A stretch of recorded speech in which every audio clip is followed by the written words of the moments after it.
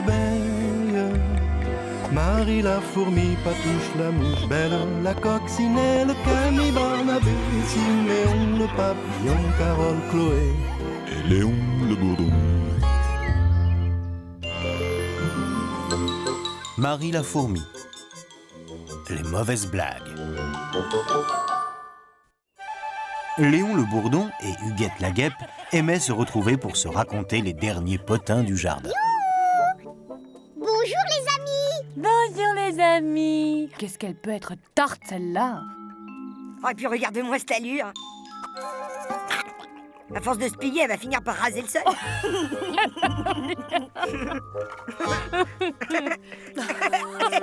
C'est rudement chouette de vous rencontrer.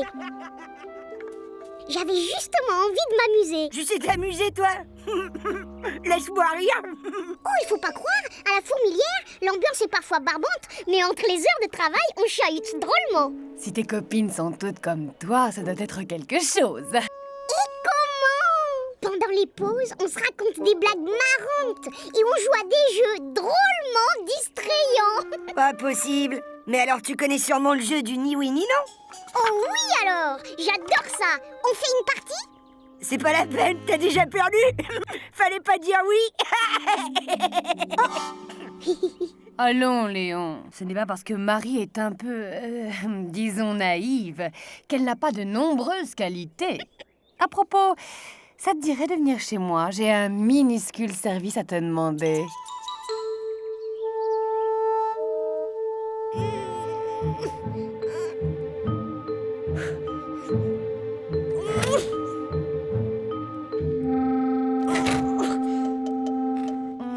Peut-être plus à gauche.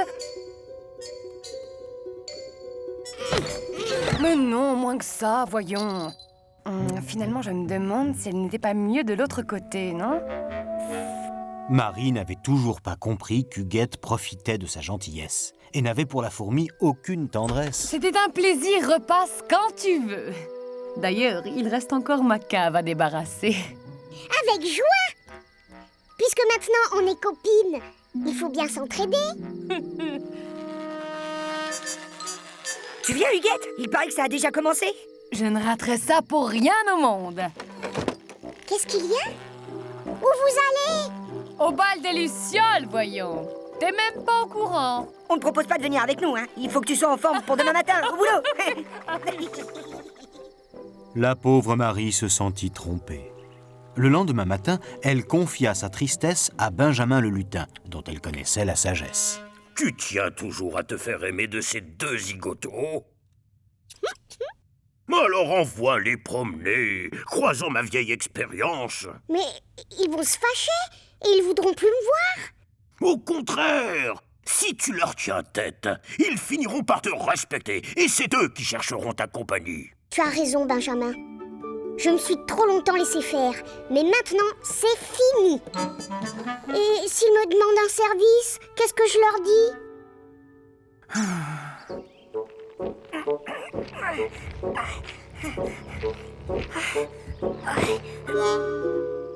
Tu tombes bien, race-poussière. Aide-moi donc un peu à tirer ce sac de pollen jusqu'à chez moi. Non mais, et puis quoi encore? Je suis pas ta bonne? C'est vrai, quoi. J'ai pas que ça à faire. Bon, je n'insiste pas. C'est que, tu comprends, je suis très pressée. Sinon, je t'aurais donné un coup de main, tu penses bien? Oh, on dit ça. Si, je t'assure. J'ai du travail par-dessus la tête. Cette groseille peut bien attendre un peu. Oui, bien sûr. Mais il se fait tard et je dois encore trouver un grain de maïs. La reine des fourmis en raffole. Eh ben, tu peux te vanter d'avoir une sacrée veine, toi. Je connais justement un raccourci qui mène tout droit au champ de maïs. Ah, mais... je voudrais pas te déranger. Me penses-tu? C'est sur mon chemin. Comme ça arrange tout le monde.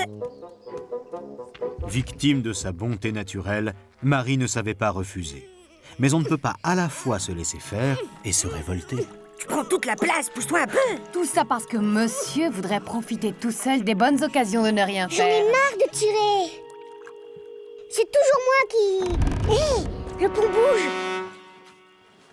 Voilà, grâce la limace. On va rigoler. Fais gaffe, avec ton poids, le pont va s'effondrer. Courage, Grâce! Si tu te dépêches, t'arriveras à l'autre bout avant la nuit. C'est pas gentil de toujours se moquer de Grâce.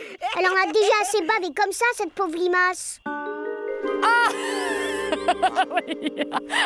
Oui, c'est très Elle en a assez bavé, la limace. Voyant que sa blague involontaire remportait un succès inespéré, Marie se sentit très fière et continua sur sa lancée. Si elle bave autant maintenant, qu'est-ce que ça devait être quand elle était bébé? Finalement, cette Marie est beaucoup moins bête que je le pensais. C'est malin. C'est tout ce que tu trouves à répondre, espèce de gros flanc baveux. Tu me serres la patte? Laissez-moi tranquille. Vous n'avez pas honte d'être aussi méchant? Oh, toi, ça va, hein? Quand on est si courte sur pattes qu'on risque de marcher sur son tablier. Tu ferais mieux d'en mettre un de tablier, parce que tu manges comme un gros dégoûtant. Ah, ça, c'est bien envoyé. Et toi, la grande perche, c'est pas parce que tu portes un pyjama rayé qu'il faut prendre de grands airs.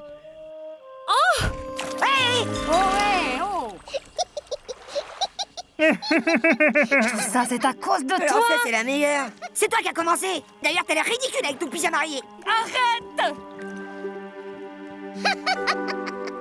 Tu veux jouer au ni oui ni non? Ah, ben... Oui, je ne dis pas non. Quelle idiote! Je suis vraiment trop naïve. Alors, on est vraiment faites pour s'entendre. Ce jour-là, Marie la fourmi comprit que pour avoir de vrais amis, il vaut mieux les choisir gentils.